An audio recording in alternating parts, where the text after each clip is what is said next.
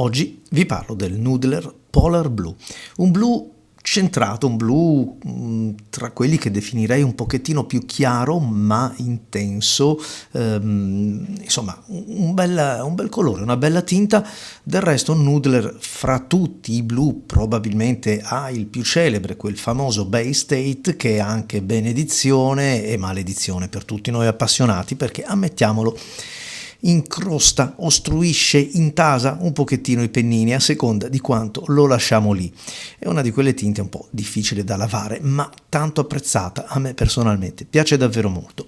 Il Polar Blue, che condivide lo stesso prefisso con il Polar Black, ma non credo ci siano delle questioni di formulazione ad affratellarli. Il Polar Blue, dicevo, è intenso, però è meno sfacciato, meno prima donna del Bay State, e proprio per questo motivo mi è piaciuto. L'ho provato in una serie di blu tutti abbastanza simili, ed è stata comunque una guerra abbastanza serrata, perché quando piace la tonalità quello è. Allora, venendo un po' a questo inchiostro, ormai salto tutto quello che è la presentazione del brand, perché dopo tanti video su Noodler sapete che produce le penne stilografiche, ma soprattutto questi inchiostri in un calamaio molto particolare, direi abbastanza unico nel suo genere e molto capiente, 90 millilitri, che poi in un prezzo che oscilla fra i 14 e i 18 euro a seconda di quello che andiamo ad acquistare. Insomma, col prezzo medio di 15 euro ci portiamo a casa una bella quantità di inchiostro, e ne fa pertanto uno fra i migliori rapporto quantità-prezzo che possiamo acquistare sul mercato. Il fatto è che c'è anche la qualità.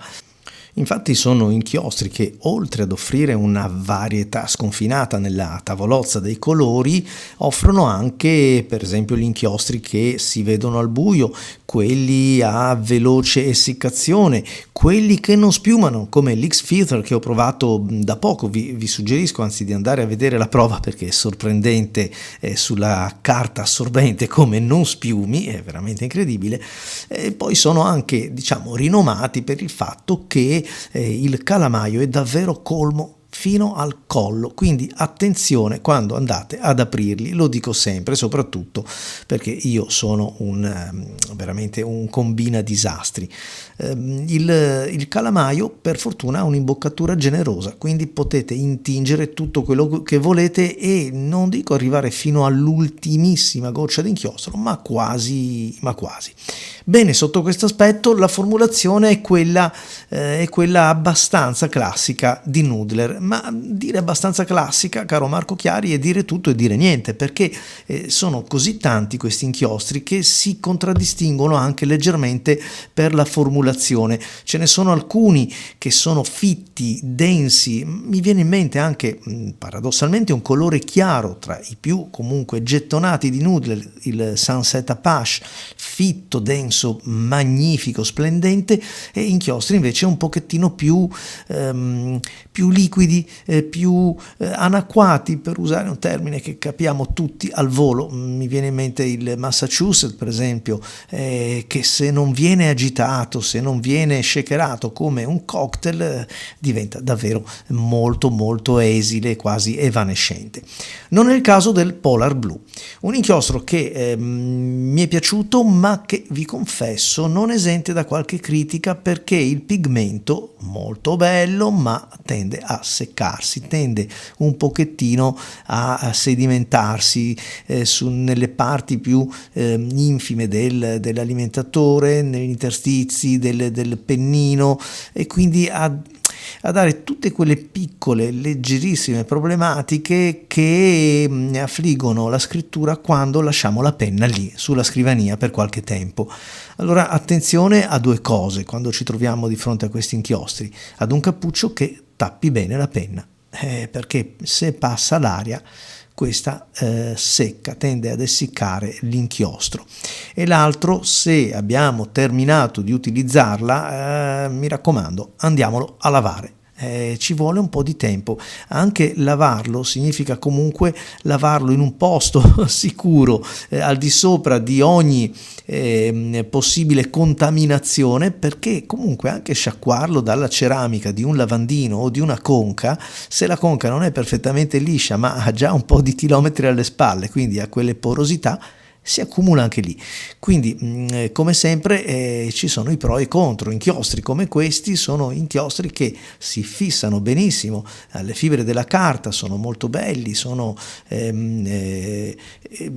pregnanti, però è anche vero che insomma tendono un pochettino a gemellare troppo, a fraternizzare troppo con gli elementi della penna stilografica, quindi vanno puliti assolutamente. E quindi vi starete domandando: ma perché devo utilizzare un inchiostro siffatto se introduce questi così difettucci? Perché la tinta è gradevole e vale davvero la pena. Una tinta che può ricordare abbastanza da vicino, no, scusate, una tinta che ricorda diversi inchiostri blu, che a me tra l'altro piacciono particolarmente, ma molto da vicino un inchiostro che è il Diamine Kina Blu, di cui vi ho parlato anche recentemente. Sembrano abbastanza simili ma con due formulazioni diverse. E allora, per rispondere a quella domanda un po' retorica posta poco fa, se voglio mantenere la mia penna al di sopra, al riparo di queste piccole problematiche, soprattutto se sono penne di una certa età, se sono penne difficili da smontare e da lavare, mi piace quella tinta, mi prendo il Diamine, che è molto ma molto meno problematico, anzi problemi non ne dà. Però su una penna che posso lavare tranquillamente, che magari insomma non ha tutto quel pregio e quel costo, posso usare questo.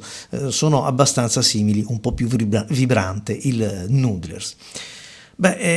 Questo è un po' tutto quanto. In effetti vi dico personalmente, io l'ho lasciato un po' fuori dai giochi perché ci sono inchiostri che lievemente diversi, ma forse insomma meno problematici.